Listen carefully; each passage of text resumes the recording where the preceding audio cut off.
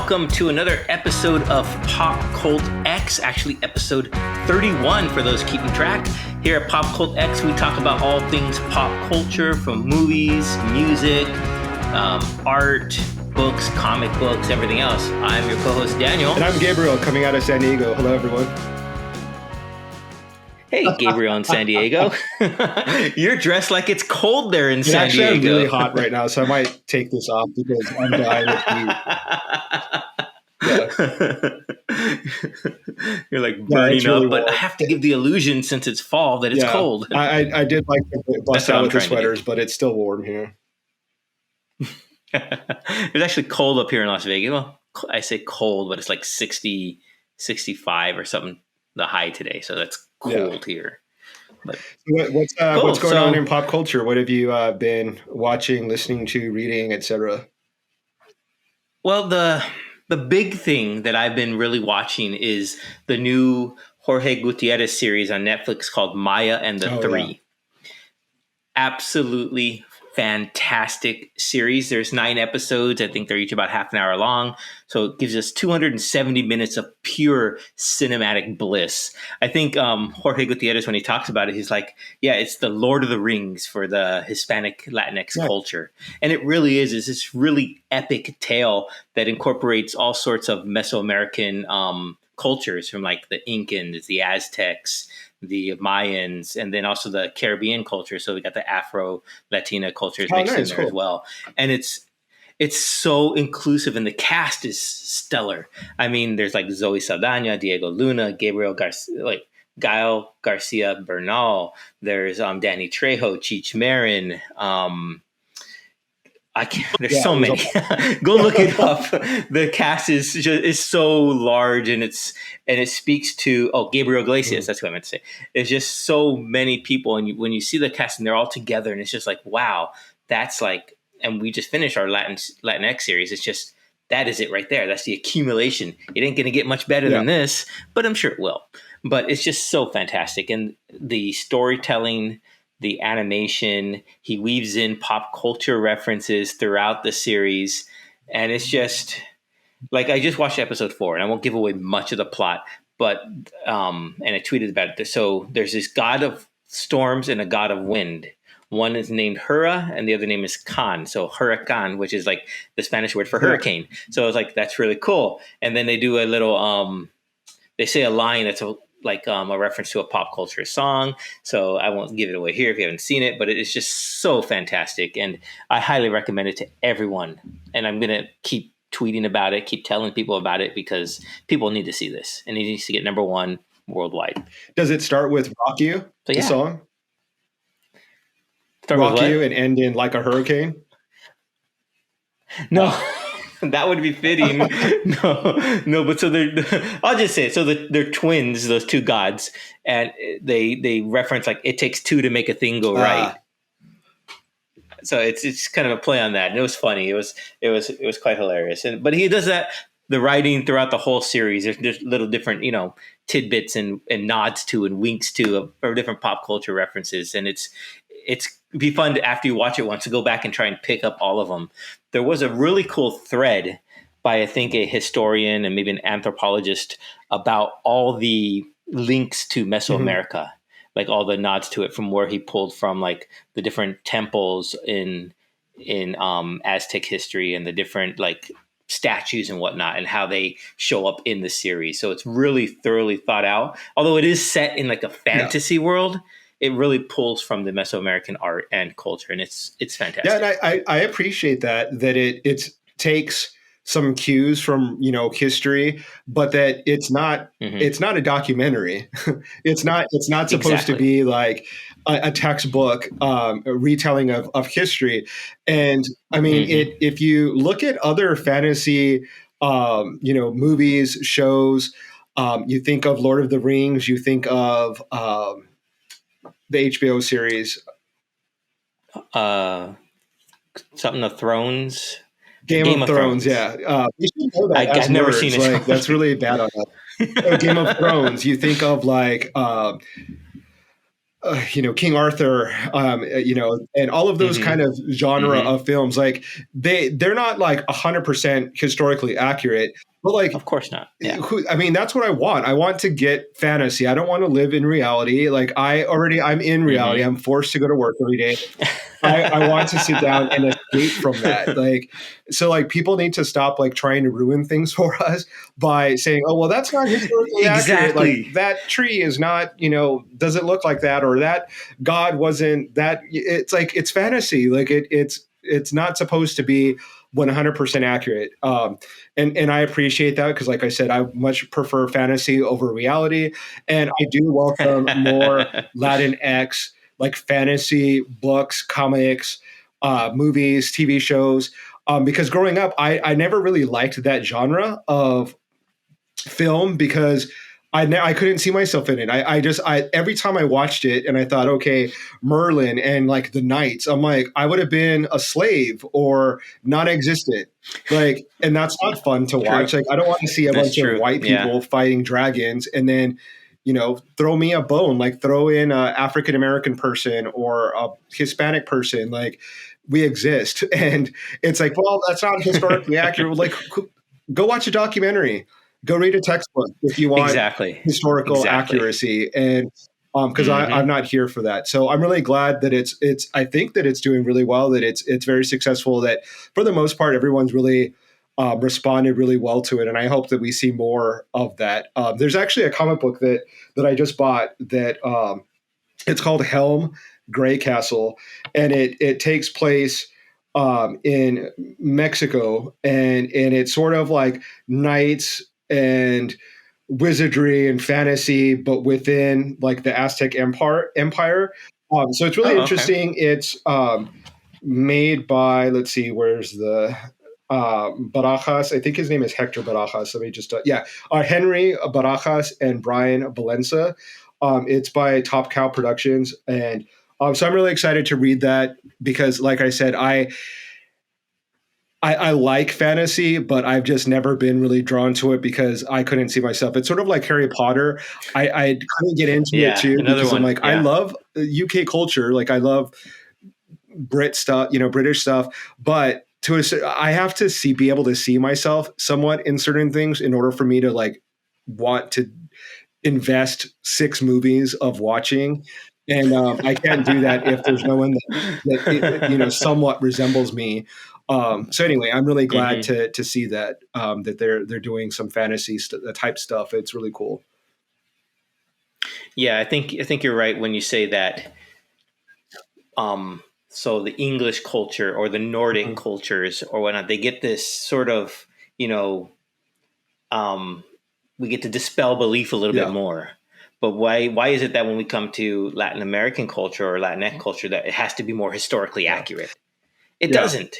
There's this fantasy world that we should be allowed to create and live in and have fun in and explore our different gods or different heroes within that fantasy world. I think you're right there. Yeah. And what's interesting about our culture is that like that's how I grew up. I grew up like in a somewhat superstitious family that had our own personal mythologies and stories and, magic. And then to grow up and not see that reflected in movies, it's like, what an untapped resource.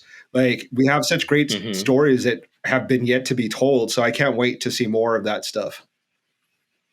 Yeah, definitely. So I actually watched a really cool movie. I saw 2 last night. One is a new movie that I saw. It's called Haunt, and it came out in 2019. I subscribed to I think it's, what is it? The horror channel? Shudder. Yeah. And this one's kind of cool. It takes place on Halloween. Of course, a group of friends encounter one of those, extreme haunted houses where you have to sign a waiver and, you can't touch them, but they might touch you, etc. But they can touch you. One of those kind of haunted houses. And it turns deadly, obviously, because it's a horror movie. And they basically have to try to fight their way out of it. And it was pretty cool. Like there was some surprises in there for me that I wasn't expecting. The acting's pretty, like, actually really good for it being like not a huge big budget production. Like there's no one in there that I think is super famous. A lot of, young cast, but I was really impressed by it. It had some jumps. It had some kind of gory parts in it that were, kind of cringy, but in a good way. And it had some twist in it. So it was kind of cool. So I recommend that. Anyone that hasn't seen that, if you have that streaming service, check it out. It's really good. The other movie that I saw, which is sort of a classic for me. I remember watching this probably when I was 8 or so. And I remember an ad in the paper and it saying that people were walking out because it was so scary and like, it's just so terrifying. And it's this movie called Demon. And it was produced by Dario Argento, and which is like the iconic, famous horror director, producer, father of Asia Argento, who is kind of famous in her own right now, kind of famous for producing and directing movies of that Italian gore genre, where they get like super close-ups of like someone's eye getting stabbed, or really gross kind of. I mean, it's gross, but in an artistic way.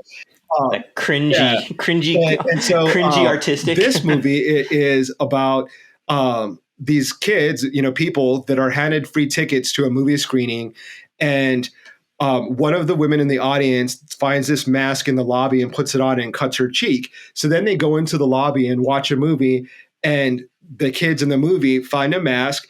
The guy cuts his cheek, and then it's like, oh my God, you're going to turn into a demon. Well, lo and behold, what's happening in the movie is happening in real life. She turns into a demon, and it goes crazy from there. I like it. It's dubbed over in English, which is really weird because some of the actors were actually American actors. So it's kind of weird to see people moving their mouth speaking English, but then still dubbed in English. So I don't know if it's because they had really thick Italian accents or what that was about. But it's really cool. There's certain scenes that are like super scary. The special effects, they're kind of like, I don't know. I have like a nostalgia for those like old 80s, like special effects where like the makeup's like running and like you can see it, like they filmed it in like slow motion and then they speed it up and then it looks really cool, like versus the digital stuff that we have now, where it's like you can feel and touch it almost, like you can get a sense that it was real in real life. And so I don't know. I just like watching it again and again because it reminds me of my childhood, watching a movie about demons, and it's actually a really good movie. It's pretty scary. It has a really cool soundtrack. Like it has like a heavy metal, hard rock soundtrack. Motley Crue's on there, and it's a lot of fun. So if people haven't checked it out, I want to say that it was also on that same streaming service. So that's why I was able to watch it for free. I think I have it on DVD as well, though. And I believe there was like a sequel and maybe even a third one. But it's pretty cool. Check it out. There's I would say that it's probably within the cult classic genre of films, that there's probably a lot of people that are into that horror genre that are big fans of it.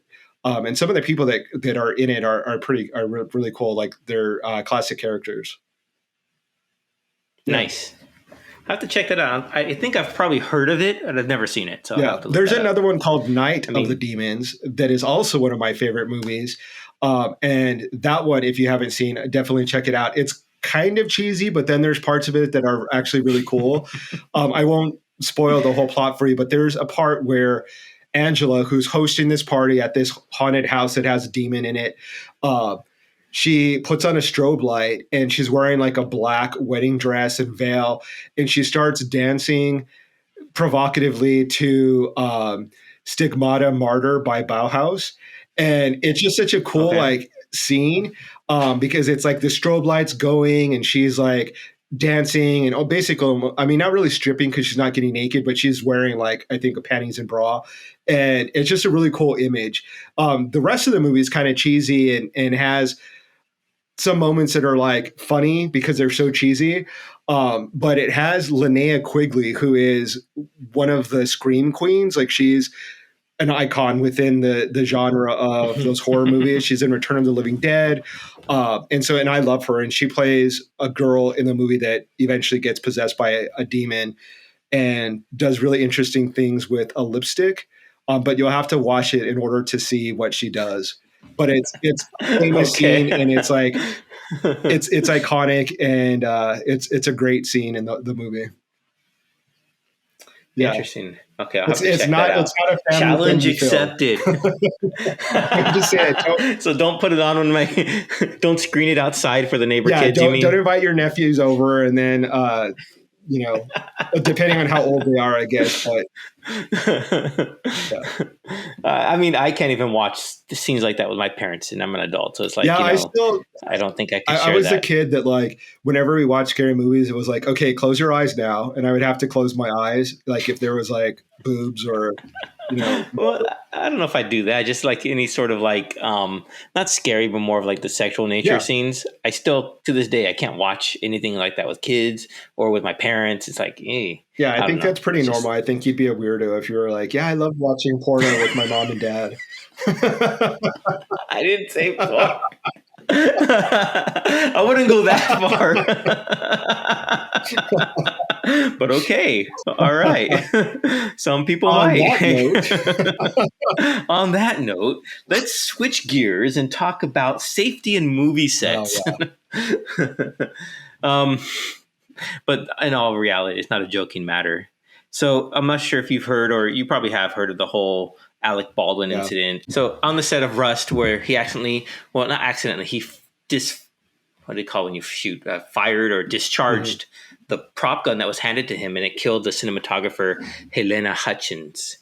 Now, I think the whole thing about it is just such a tragedy that could have been avoided had they just followed the laws and rules that were put in place to prevent this sort of thing from happening. I mean, the most famous one that I know of is when Brandon Lee was killed while filming The Crow. And that hit hard because I love The Crow and I love Brandon Lee. I saw a couple of his other movies, and it was just like a shock. And then to see it happen again, and it's like, okay, why are we still using real guns on sets? Yeah. Why? When everything can be done digitally or in post, to make it look like it's shooting or whatnot. And it's just a tragedy. And the fact that I think there's a report came out that some of the crew members were out shooting beer cans earlier in the morning with that gun with live ammunition. Oh, wow. So it's just like, it's just, had they just followed simple rules, that Halyna Hutchins would still be alive. Yeah.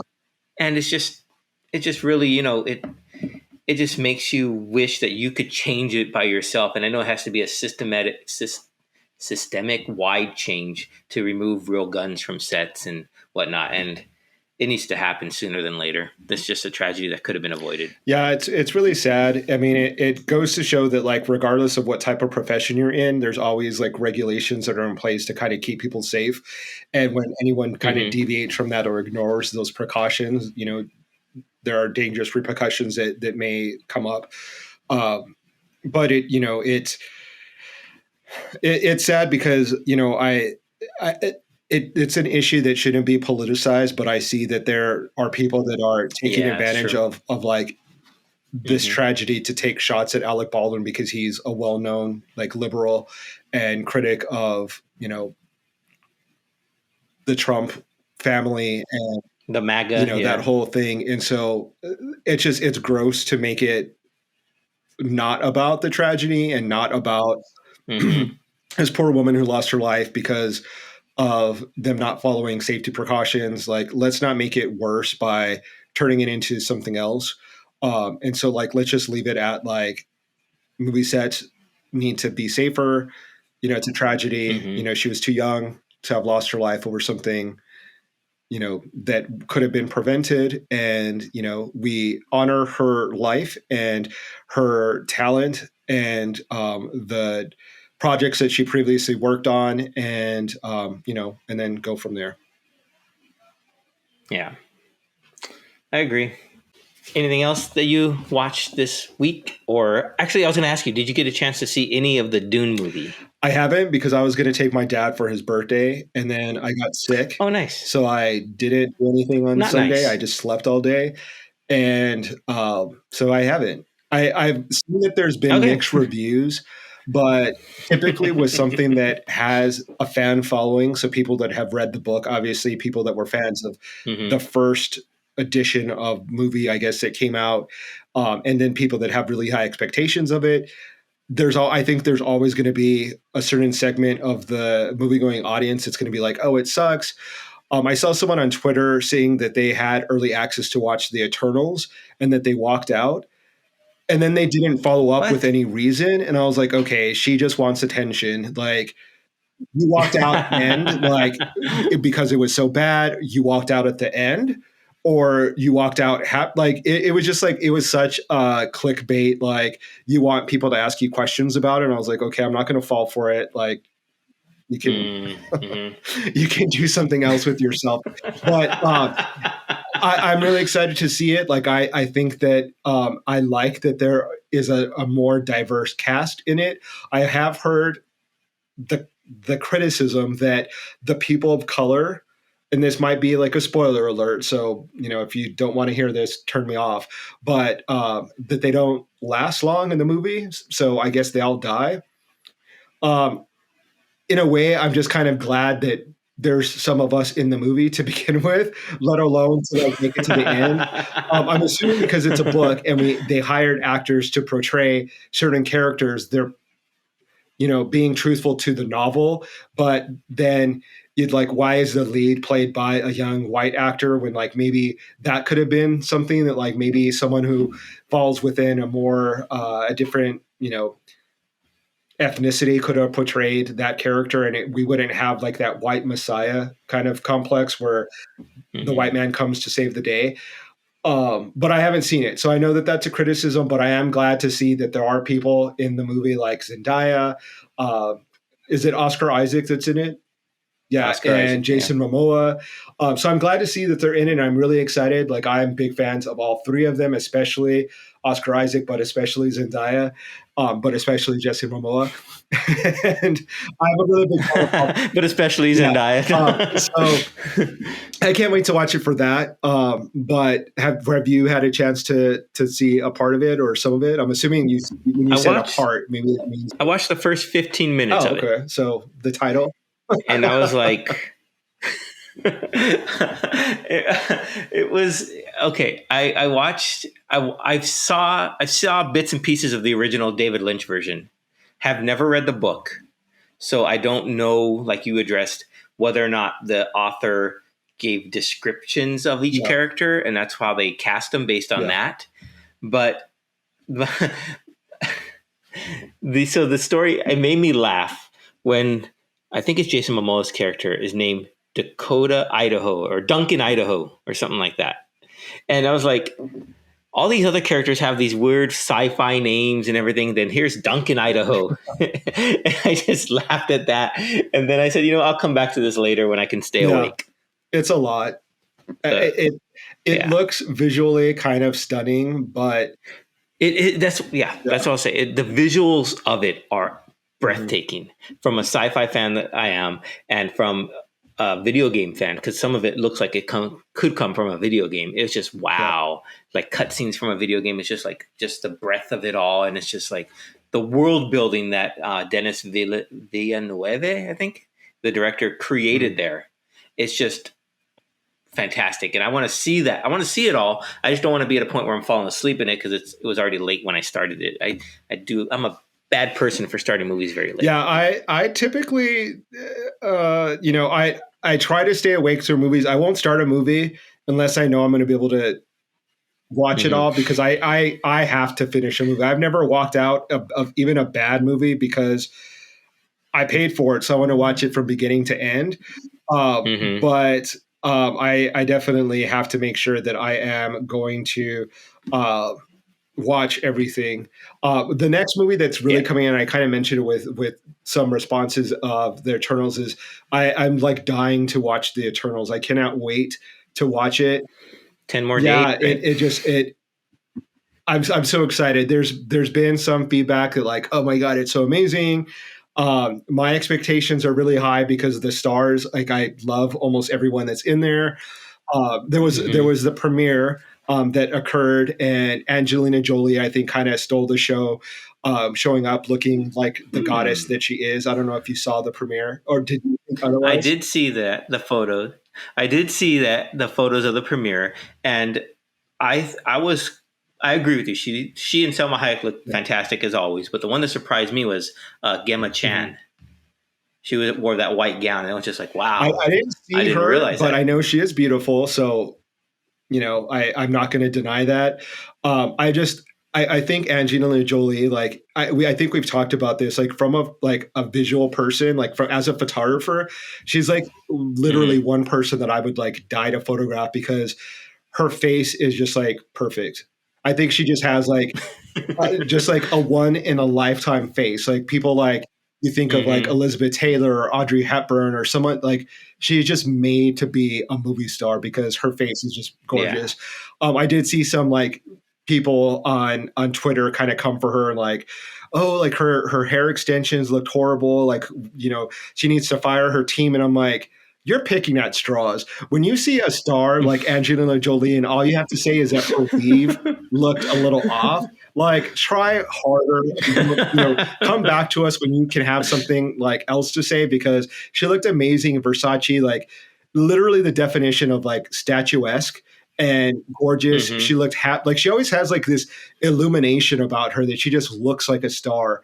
And Yeah, I see I know what yeah, you mean. Yeah, and very regal in a yeah, way. Yeah. and then Salma Hayek was there with her daughter, and she's beautiful just like her mom.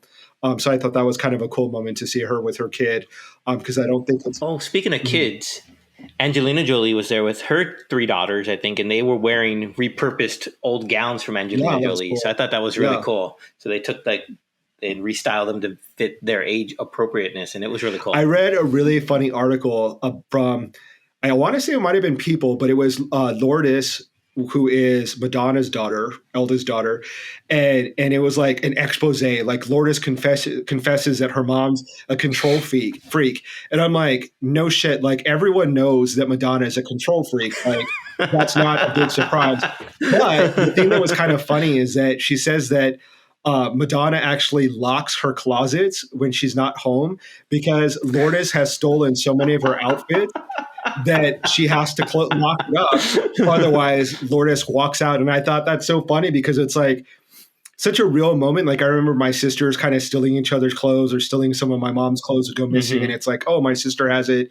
And I'm like, oh, that's the same thing in this super rich family that can afford to buy whatever they want. Still, she's raiding her mom's closet. And of course, like, I mean, how could you blame her? Her mom probably has like the best designer clothes that you could buy in the Hmm. world that was probably given to her. But I just thought that it was really funny that, Madonna locks her closets because her kid steals her clothes. It was a funny article. That's Yeah. hilarious. And speaking of funny, I watched the Saturday Night Live with Jason Oh, nice. Sudeikis hosting. That was, it was right in line with what Saturday Night Live is. I mean, the writing was fantastic. I think the funniest part was he went on Weekend Update and he dressed as the devil. Mm. I don't know if you've seen this clip or not, but it's funny. So he's like, oh, what did he say? He was talking to Colin Jost, who is the host of one of the hosts of Weekend Updates, and of course is married to Scarlett Johansson. And he says, "Man, I think Disney screwed Scarlett Johansson more than you did," or something like that. It was pretty funny. Go watch the clip. And I think the little other little factoid about that it was Jason Sudeikis' 666 skit Oh, that he was involved in was him dressed as a devil on that's Weekend funny. Update. So, Yeah, I think I've yeah, that seen was him funny. dressed up as a devil before, so I think that's like a recurring character Yeah, that he's done before. But yeah, I think it's hilarious. I'll have to go check it out. yeah, go check it out. That and they did the reprise of What's Up with That with Keenan Oh Thompson yeah. as like the talk show host, and him. It was Oscar Isaac was on there, Emily Ratajkowski was on there, and another person. But he never lets them talk because he's always singing. So it was Was just it funny. Then really Jason them or Sudeikis like comes in people and pretending to dances. be them? No, Oscar Isaac Oh was really wow. there, and Emily Ratajkowski was there, and I don't remember who the third Oh person was nice. because either I didn't know he was pretending to be either it was this person from Succession or pretending to be that person, but I had no idea who it was either way. So, but it it was funny. It was really enjoyable. I liked nice. it a I have lot. to check it. So an upgrade from the previous host of Kim Kardashian. Yes, quite the upgrade. Yeah. Nice. And a musical guest I'd never heard of before. I think her name was Brandy Carlisle or Carly or something like that. And it was what caught my eye was when they were performing. I guess the bass player and the guitar player are twins. Oh wow. So they both have shaved heads, and it was like, am I seeing double? What's going on here? It was really visually confusing at first because you see them rocking out, but they look identical. I was like, are they twins? And yeah, sure enough, they're twins. It was really cool. Nice. Well, for this next portion, I think we invited a few of our listeners to send in what their favorite Halloween or scary movies were or moments if they had any anecdotes. And we got a few responses, which I was happy because we usually don't. So let's go ahead and I'll play a couple of those and I'll have one that I have to read. And so let's do that. So my recs for Spooktober, The Forever Purge, Madres, Bingo Hell, Mexico Barbaro, Into the Dark Culture Shock. And one of our other guests, a guest who was on the show before, he said that he doesn't really like horror films, but his favorite, except for the movie Saw, I guess the whole Saw series, which he likes it because it's more of a psychological thriller. And he firmly believes, and that he'll have an argument with this, the best scary movie ever is the movie Jaws. Yeah. I will let him have that. I mean, it can be a scary movie. I know when it first came out, it was really terrifying. People didn't want to go in the water. So true. So I could see that argument that it is the scariest movie because it has had a lasting impact to today people's behavior. Because I think people are fearful of the ocean because of that movie. So I could agree. Whereas people aren't really scared of like demons possessing 12-year-old girls like The Exorcist in real life. It's like you're scary. It's a scary movie for like the time period that you're watching it. But people aren't really running to church because they're scared of the devil. Whereas people actually don't go in the ocean and are scared of sharks because of Jaws. So that's an interesting take. I think that that's really interesting. I would maybe agree. That wouldn't have been my first choice if I were to rank the scariest films of all time.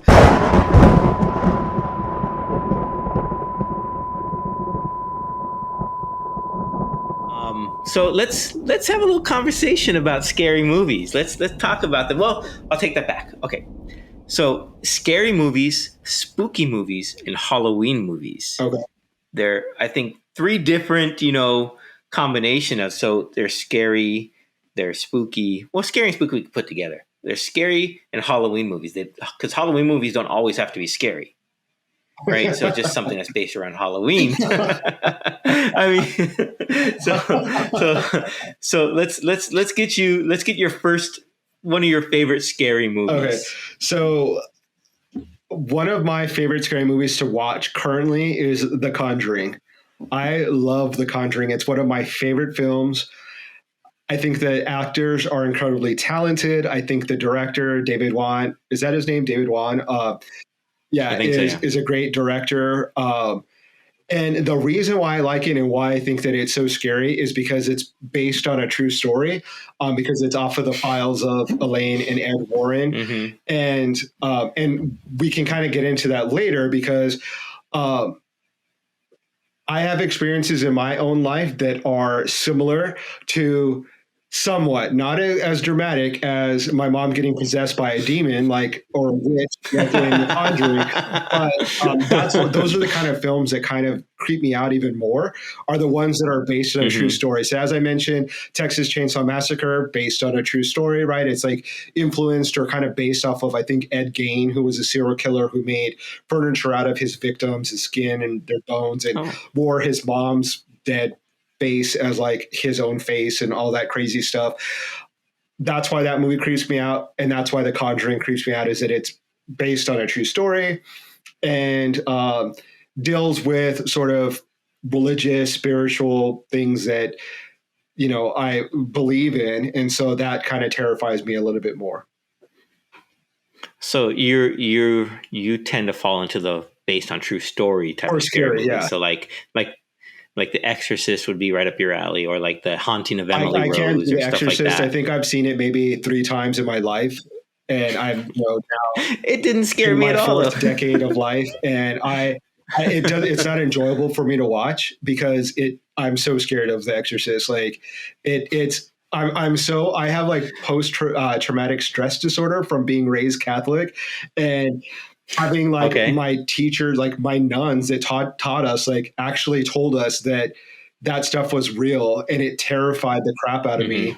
And so I can't watch that movie. It's too triggering, and I can't do it. To this day, as a No, I hear grown you. ass man, I still can't watch that movie. I hear you. Now, scary movies, they don't really scare me. I get hard pressed to be frightened in a movie. Maybe it's just my whole like scientific brain rationalizing everything and not wanting to be scared. I don't know, but I do find myself enjoying more of like the found footage movies.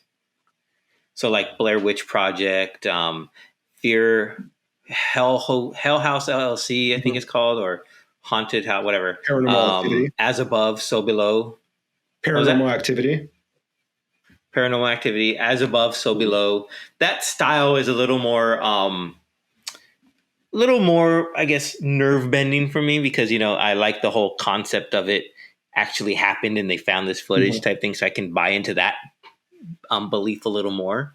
So those are like some of mine. I mean, like Blair Witch Project, when that movie first came out, that was just like it like started off the whole found footage. I think started off the whole found footage type of movies, and you weren't sure did it really happen because they built a whole backstory behind it.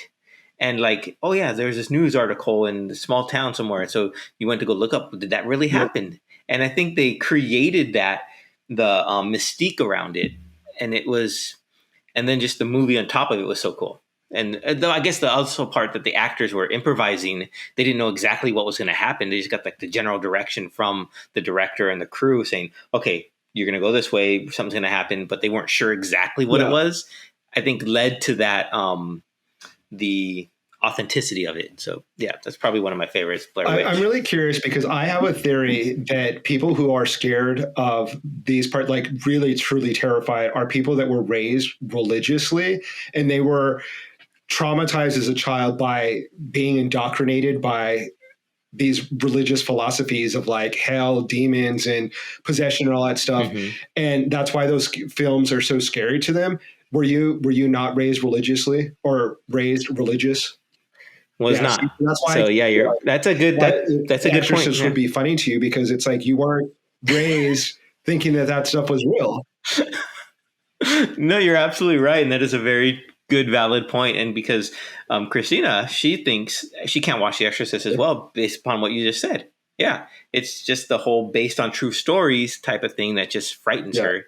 And it's mainly because of the whole religious upbringing. Yeah, well, and it's not just like the based on true stories because, like, I'm not scared of like serial killer movies. It's specifically spiritual, religious, demons, ghosts type stuff, but not even ghosts, but just like the religious aspect of it. That's pretty terrifying for me. I can watch haunted stuff like all day and all night. Like that doesn't scare me, but yeah, that movie shall not be watched by me on Halloween. Well, another thing about Halloween, so I like to call it the original slasher trilogy. That's another subset of horror movies, is the slasher movies. So that would be Friday the 13th, Halloween, and Nightmare Before Elm Street. I like to call those a trilogy just because, they all came out. I don't know, that's just me. Nightmare on Elm Street. What did I say? Before Elm Street. Yes, the Nightmare on Elm Street. And I just watched all 3 of them recently for the first time, believe it or not, because I'd never seen them before. I guess it was just one of those things where I didn't get to it in high school, so I guess I never got to it in my adult life till like just this past month.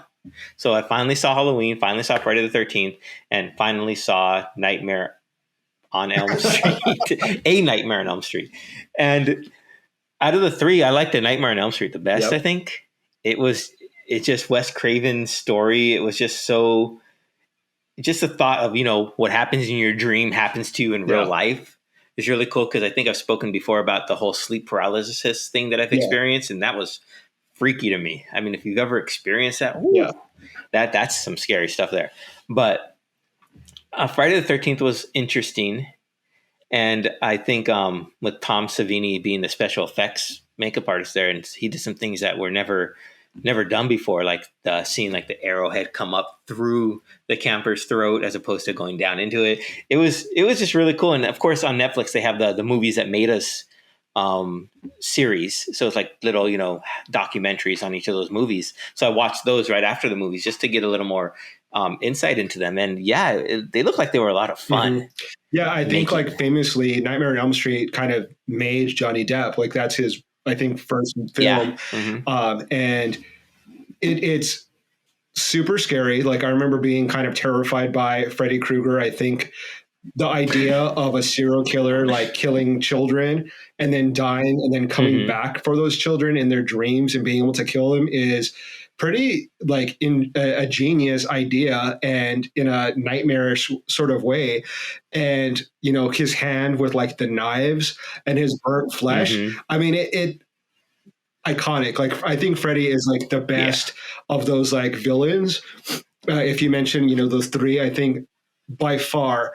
And I think that it has to do with his intelligence too, because he is a smart serial killer versus like a giant man-child that stabs people or another giant man-child that stabs people. He's like a grown man who's, smart in a devious way.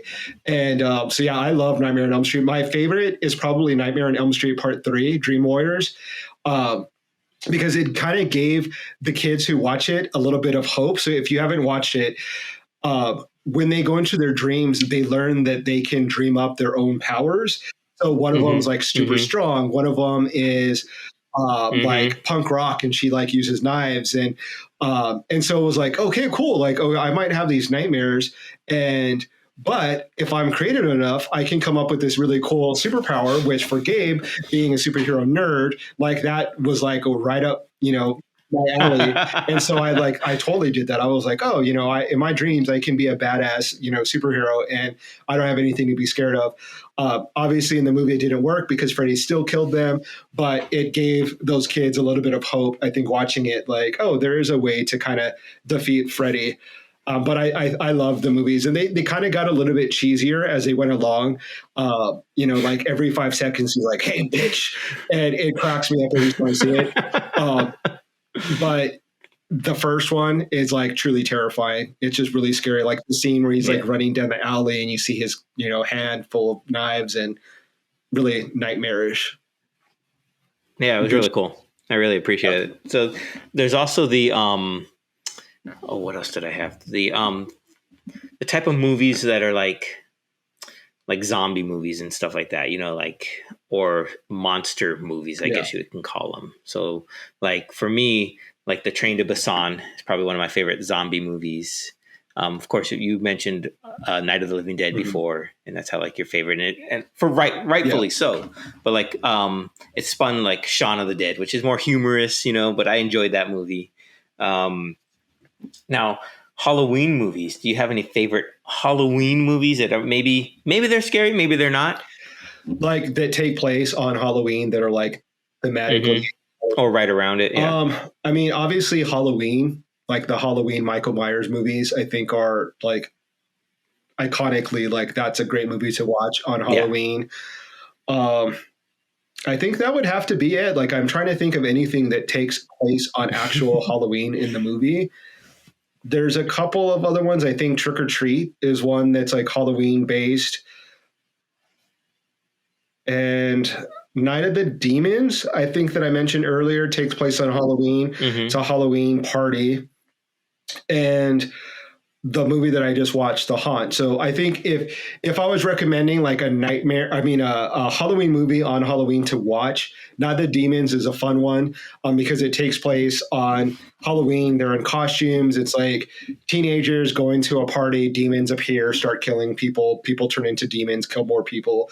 And it's a lot of fun. What more can you ask for in a movie? Not much. Like, so I was thinking like Nightmare Before Christmas, because it's set in like, Halloween Town. Like Hocus Pocus is another movie that's set in Halloween, but it's not really scary. It's family friendly. Yeah. Really? Interesting. I think they're making a sequel.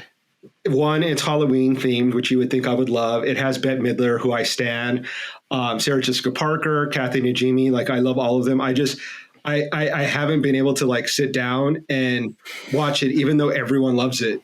I just haven't been able to do it. Interesting. Maybe this will be your year to watch it. Maybe, on Disney Plus. I have no plans for Halloween, so I might as well watch Hocus Pocus. Might as well. Yeah. I mean, it's based on a true story, right? Yeah. And speaking of which, I think that this might be a good transition when it comes to spooky real life events that are scary. I have a personal one that I can share with our listeners. And then I have one that's based on my actual personal life and my family mythology. And then one that is based off of like news events that has happened in the public eye. So why don't we go ahead and transition into that? So real life scary stories with Gabe and Danny on PopCultX. So bum, bum, bum. So mine is before I was alive. This is a tale that has been told to me many, many times within my family. So you have to picture, Tucson, Arizona. So a small town, western, southern Arizona. My young mother and father just recently married. And just had my sister, their daughter, who was probably around 6-ish at the time. They buy a new house. They move into said house. And this is an old home that's a historic home within Tucson. It's within the vicinity of the University of Arizona. So imagine kind of like a cottage style home with like wood beams and just very traditional old home. And they love it. They're like super excited to move into the house. And they move in. So, they're unpacking, totally normal, fine. A week into them living there, my dad has to go away for business. So he flies out of Arizona and goes to somewhere much cooler. And my mom's there alone with my sister, who, like I said, is only 6 years old. So my mom starts to realize or witness the doors are not staying shut. So she's, put something to kind of keep a door open and it slams shut by itself. Then as the night progresses, closet door starts sliding open and shut by itself. So at this point, she's really freaking out. She's, young woman by herself with her young daughter, super scared, doesn't know what to do. So she calls my grandmother being, the elder matriarch of the family, kind of lived a long life knowing what to do, says immediately, okay, pull out your cross, put it on the closet door, a little prayer, that'll, will stop it. So my mom, of course, being a Latina, has a cross in her house, pulls out the cross, puts it on the closet door stops, opening and closing by itself. My mom grabs my sister, drives immediately to my grandmother's house, and refuses to step foot in the house ever again. So my dad comes back from his trip and comes back to my horrified mom and sister and discovers what happens. Here's the story about these doors opening and closing by themselves, cross being placed on the closet door, proceeds to stop, the activity. So he has to go and pack up the house and because like I said, my mom literally refused to return to the house. That's how terrified she was. He goes, packs up the stuff. They sell the house. That's how serious this was. Like, you know, people will say, oh, like, why didn't they move? Well, my family moved. They were like, they moved my already. mom didn't want anything to do with it. My dad, you know, agreed, was like, yeah, we don't need to live here. We're not going to, you know, this isn't our family home. So puts up the house for sale. It sells. Some other family, you know, unluckily lives there. But he does tell me that when he was packing up, he went up into the attic, and as he opens up the attic door, walks in, he sees a picture of a young child just placed on the attic floor. Nothing indicating that it, you know, was there before. Not a relative, not a family picture. So he walks out, and they never went back to the house ever again. And I've heard this story many, many times. My parents are divorced now, but they both swear it to be true. I have no reason to not believe them. Like I said, they purchased this home. It's a fact. They sold it, you know, without having even lived in it for a month. And of course, as an adult now, like, I was dying to go visit it and see, like, okay, I want to ask the people that live there, like, has anything spooky happened to you? Like, is it haunted? Like, what's the deal? And funnily enough, like, my dad now being like an older man in his 70s, we drove down there, and I'm like, okay, show me the house. And he's like, okay, this is it. And then he's like, wait, is this the house? And he's like, I don't remember. And then he's like, oh no, I think it's this house. So I'm like, okay, let me call my mom. I'm like, Mom, where's that? And she's like, immediately know. She's like, it's on the corner of this and this. This is the address. And so we go and see it. And I walk by, and I think a young family, because like I mentioned, it's right next to the University of Arizona campus. So there was some like young people living in there, and the lights were on, and it looked normal and didn't look, you know, anything out of the ordinary. But I was so tempted to like go knock on the door and say like, hi, you don't know me, but my mom and my dad owned this house for a very short time, and they said it was haunted. Have you experienced anything? But then of course I'm like, that sounds crazy. And I didn't do it, but I wanted to so bad, because I wanted to know if that was something that, you know, inhabits the house, or if, you know, it's just something that happened. It followed them. That's cool. That is really cool. Oh yeah, I read a story about this apartment in Brooklyn, which really caught my attention off the bat, because you don't hear many ghost stories about apartments. Right. Mainly it's just about houses or mansions or whatever. But just the person who experienced it was pretty long, but just to summarize it. So they were living in this apartment, this family, and a lot of tragic things happened. Like the wall burnt down without any, and the firefighters couldn't find a reason why it caught on fire. Her brother's roof collapsed, ceiling collapsed on his bed, and he had just gotten up to 5 minutes earlier to go do something. And a lot of stuff, weird stuff like that ended up happening. So they moved because of all these occurrences. And then later on down the line, I guess the mom is working at a doctor's office as a nurse, and one of the patients comes in, and she realizes that the addresses don't match, but one of the address she recognizes is her whole old address at the same apartment. So she asked the lady, like you said, we're going to ask that person, has anything strange happened there? Yeah. And she's like, oh yeah, I could only live there a couple of weeks. I had to move. Too many weird things were happening. I think she said my husband broke his arm, some other weird stuff. But what I guess down the line, it turns out someone bought the apartment and was renovating it. And I guess this is one of the old Brooklyn apartments that has a basement. And as they're knocking down walls, they find the body of a boy burnt in the wall. Wow. So they don't know how long he was there, but that was like, whoa, really? So it's kind of scary and weird, that just to think that maybe that spirit of that trapped child was there doing all this stuff to try and set himself free. Who knows? It was just something I read that really caught my eye because it was set in an apartment. That's crazy. What city was that? I think it was Brooklyn. Oh, wow. I'll have to find it and share it with you. Yeah, I'll have to post a link to the real story on our socials, because that's crazy. Yeah. Yeah, it's pretty crazy. Now, for me, I don't really have any family history with any sort of spiritual thing. Could be also because, wasn't raised in that sort of stuff. So they said, why bother with it? I don't know. But the only instance I've ever had that I felt something was in the Whaley house, which we've talked about before. Mm-hmm. And also in that cemetery that's in Old Town San Diego, the original San Diego cemetery, we saw like a shadow figure. out of the corner of our eye there as we were there one late night, and there was no one else in there with us. It was weird. But I grew up with stories throughout high school about the Proctor Valley Monster.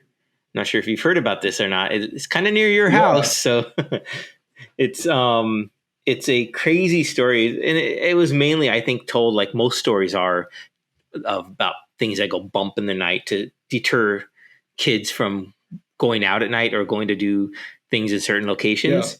But it's said, so the Proctor Valley Monster is said to be a Bigfoot type of entity or whatever out in Proctor Valley Road, which is out, if you know southern or eastern San Diego, it's kind of a dirt road that connected Chula Vista with Homewood. So there's a lot of weird stuff. I remember hearing about it in high school, and one of the things that we heard about in high school the most, that we almost went out there. We all piled in the car late at night. I think it was around 11 or 12 to go out there, but then something happened to the car, so we couldn't make it out there, which is maybe a good thing. I don't know. But there's one of the stories is that like people are driving on the road late at night. They see like headlights coming up from behind them, but there's no car there. And it just gets closer and closer and closer. No matter as fast as you go, it's always about to catch up to you. And then if you turn around when it dead ends or when the pavement begins and the dirt road ends, you could see it trail off, the lights go back into the horizon.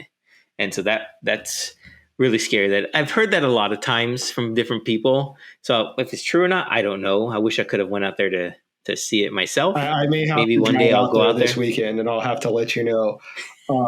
There you go. Take your GoPro. Yeah, I don't know if you knew this, but there's a comic book called Proctor Valley Road that has. Oh, really? Yeah, I actually own the first couple of issues, and I haven't read it yet. But I immediately bought it because I'm like, I've heard of that in San Diego, that it's like an urban legend, scary story. Yeah. But I've never actually gone out there. I don't really know where it is. But you'll have to give me directions on where to go, and I'll check it out myself. Yeah, it's really cool. Go around 3 a.m. I think one of the most famous stories is about a couple that goes out there. Because, it started out with, like there used to be nothing but ranch land out there. So a lot of the farmers were complaining that their cattle or livestock were being slaughtered. So, people blame like maybe chupacabra or anything, but they call it the Proctor Valley Monster. And then as time went along and the ranches started disappearing, it used to be a popular place for kids to go, drink or other illicit stuff. And one of the most famous stories is about a couple that goes out there in a car. The car breaks down. So the boyfriend gets out of the car to go investigate, see what's going on, and he vanishes. And the girlfriend, of course, she's terrified. She stays in the car. She can't do anything because she keeps hearing like scratching on the top of the roof of the car. So she's too terrified to do anything. So she's huddled in the car until the next day when the police find them there. And then as they find them, she gets out of a car. She sees that what the scratching was her mutilated boyfriend's body hung up from a tree from above, and his hands scraping the top of the roof of the car. Nice. So that's like one of the most famous stories about the Proctor Valley Monster. Nice. I definitely want to check it out now. Maybe I do have plans for Halloween now. There you go. Go at 3 a.m. That's what they say, the witching hour. 3 a.m. is when the most paranormal stuff tends to happen.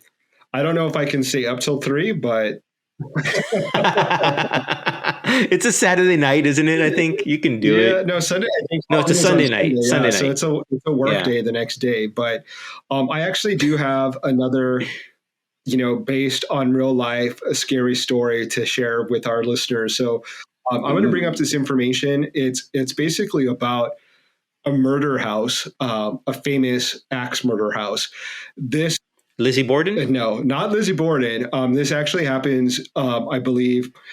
Well, actually, I don't know when Lizzie Borden happened, so maybe it's around the same time, but it's in the early 1900s.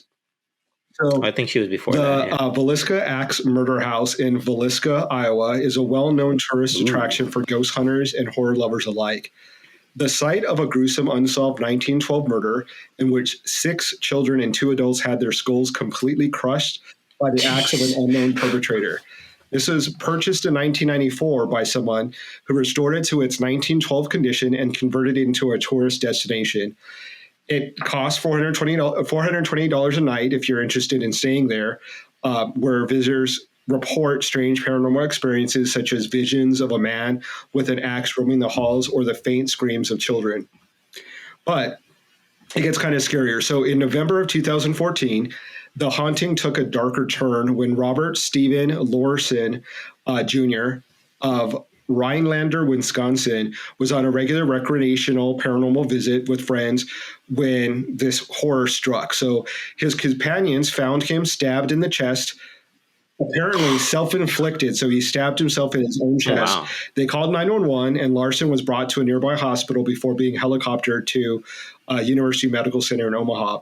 The Montgomery County Sheriff's Office reports that Larson suffered the self-inflicted injury at about 12:45 a.m., which is around the same time the 1912 axe murders in the house began. Larson recovered from his injuries, so he's still alive, but has never spoken publicly about what occurred that day.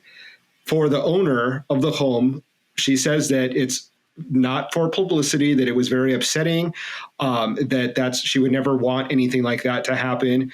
And she doesn't want people thinking that when they come to the axe murder house, something's going to happen like that. But the house remains open for tourists and overnight stays to today. I tend to think that you have to be careful what you ask for. You're going to this axe murder house. You know, you're chasing after. Did you say you have to be careful what you axe for? That's a good dad joke. So, yes, you definitely have to be careful what you axe for. He was chasing that like urban legend, paranormal activity, and he got what he was looking for, right? He got that, experience that he was looking for. Self-inflicted, maybe has mental health issues, or he was wanting to create something, but the fact that he hasn't talked to anyone or told his story yet tends to make me believe that he didn't do it for publicity, and that, maybe this was the influence of the axe murderer himself coming back to, strike again after all these years. Really put it to a point there. Yeah. Yeah. There's so many scary. And I really love Via Montezuma. If anyone in San Diego area or anyone that comes to San Diego gets a chance to go visit the house, I believe they just reopened it to tours. Interesting. And I've never heard of it, and I lived in San Diego my whole life. Yeah, I have a friend that lives literally like right around the corner, and that's how I found out about it. He told me sort of some of the legend about it, and it was created around the same time that like Hotel Del Coronado was created, and by the same architect. So it was like this very famous composer, artist. Cool. He was really big into the occult and into seances, and he died, and supposedly he now, haunts this beautiful old Victorian mansion. And it's really beautiful. Even if you are not into the paranormal and you're just into history, it's worth taking a trip down to look at it, because it's a really beautiful house. It's slightly not, it's a little bit in like disrepair. The inside is really nice. They don't allow you to take pictures or to film while you're inside, which really surprised me that those BuzzFeed guys were allowed to go in and then act a fool, because the people that protect the home and the nonprofit that runs it are super like strict and respect. And they don't even claim that it's haunted. I think they use the term like enchanted because they believe in the history of the home, but they're not like out to make a quick buck. They actually like raise money to help restore the house and to maintain it. But it's really interesting. It's a beautiful home. I recommend to anyone. Well, maybe we'll leave a link to their website so people can get an idea of what it looks like. And I think there might be some pictures for you to see the inside, but it's gorgeous, beautiful home. Maybe haunted, maybe not. Go find out yourself. Or enchanted. What's that? Or enchanted. Yeah, enchanted. Haunted, whatever you want to call it. Now you brought up the Hotel Del Coronado. Yeah. Of course, it has its famous haunted room. Now, when I was in high school, we kind of snuck up into the hotel. We weren't guests there, and they have the cool, the old school elevators. Mm-hmm. So we went up the elevators because we wanted to go. I think it's on the don't know, 11th floor, 1126 or room. I don't remember what room it is, but we were walking down the corridors, trying to be all slick and cool and just sneaking, trying to, just to be around it, not maybe even going, just to be around that whole environment. But then as we got up closer to the room, I remember one of my friends, like they got spooked by something. They just turned around and started running. So of course, all of us were like, what? And then we just started running after them. And then we see security coming after us. And it was fun. Yeah. I've been to the Dell like many times. I've never gone into the room area to check it out. I've heard the same stories that that there's paranormal activity there. But it's just such a beautiful place. Like it's one of the few places that I can't see it being haunted because it's so beautiful that I don't see that it's creepy. I just think that it's beautiful. So I think it helps when like the place is like a bit more run down and just the hotel clearly is not like they're still making money off of that joint. So. Definitely. Yeah, so I think that with those stories, I think I will wish our audience a happy Halloween. Hopefully, maybe our story that we shared was a little spooky and gives you a little bit of a thrill. If not, check out some of the recommendations that we have for some scary movies to watch on Halloween. Be safe. Enjoy your Halloween. Any last words, Danny? Look out behind you. Look out. No, stay safe out there, everyone. All right, everyone. Thank you. And we'll see you next week.